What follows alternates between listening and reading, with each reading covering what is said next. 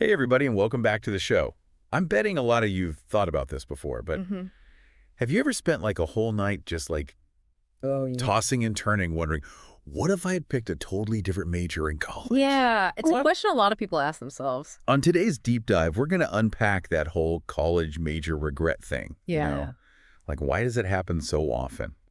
And how can you avoid picking a path you'll regret later? It's a big deal, right? Choosing a major It is. because you're what, like 18, Mm, 19? Yeah, Barely out of high school. And you're supposed to decide what you want to do with the rest of your life. yeah, it's a lot of pressure. It's like no wonder so many people have those what if moments. Totally. Yeah. And one thing we hear a lot is like people feeling pressured into those hot careers. Oh, yeah. Like everybody's telling you, go into computer science. Tech is booming. Right. You got to follow the money, right? Yeah. But see, that's kind of a classic example of what we call extrinsic motivation. It's all about chasing those external rewards like a big salary or, that sweet job security. Makes sense. But here's the thing that's super interesting to me. Yeah. Real fulfillment.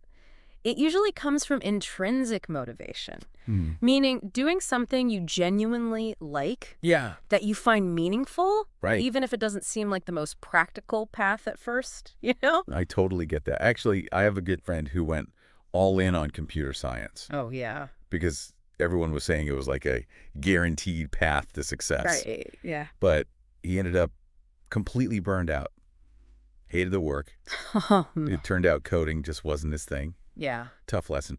But it really made me realize how important it is to listen to your gut. It's so true. It's like that saying, find a job you love and you'll never work a day in your life, right? Right. Now, I'm not saying practicality doesn't matter. Of course. We all got to pay the bills. Yeah. But wouldn't it be awesome if you could find that sweet spot Yeah. where you're doing something you love and you're also able to, keep a roof over your head? For sure.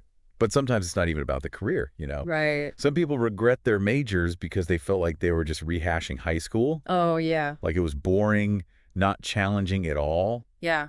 And they basically felt like they wasted time and money. Oof.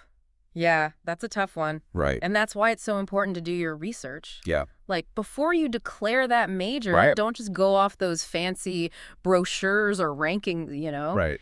Dig deeper. Check out the actual course catalogs. Right. Talk to students who are actually in the program. Good idea. Maybe even sit in on a class or two. Yeah. Get a real feel for the coursework. Yeah. Will you like it? Will it fit your learning style?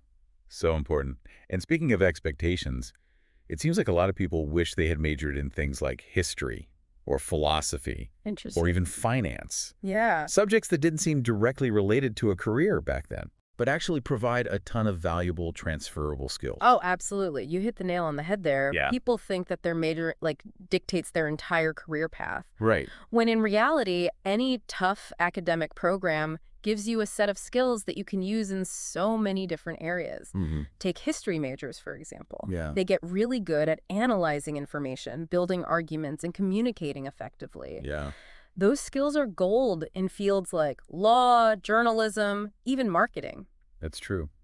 I've always wondered about philosophy majors, though. Oh, yeah. What kind of careers do they actually go into? It seems so abstract. It might seem that way, but you'd be surprised. Okay. Philosophy grads end up in all sorts of careers Really? because those critical thinking skills, ethical reasoning, and problem-solving abilities, they can apply those in so many fields, Like what? like law, politics, business, Right. even tech. Wow. Think about it. Who's better equipped to tackle the ethical challenges of artificial intelligence? That's a good point. Someone who's trained in philosophical thought.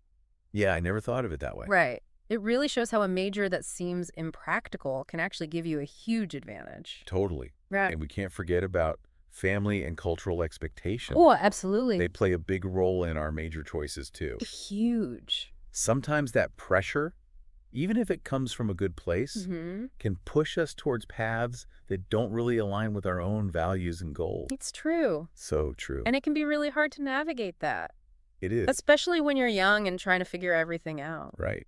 So what advice would you give to someone who's trying to balance their own passions with what others expect of them? Well, first and foremost, self-awareness is key. Yeah. Really take the time to think about your values, your interests, what really drives you, Yeah. and then have those open and honest conversations with your family about what you want to do. Yeah. It might not be easy, But it's so important to advocate for yourself and the path you want. Great advice. Choosing a major is a huge decision, and it's normal to feel uncertain about it. Oh, definitely. But I think this deep dive has given us all some really valuable things to think about. I hope so. At the end of the day, it's about finding that sweet spot where your passions, your talents, and real-world opportunities all come together. I love that. And remember, it's a journey, not a destination. Right. You can always adjust your course along the way. Couldn't have said it better myself. Yeah. So here's a final thought for you all to chew on. Okay. If you could go back and give your younger self some advice about picking a major, what would it be? Ooh, good one. Let us know your thoughts in the comments. And don't forget to like and share this episode with anyone who might be grappling with these same questions. Until next time.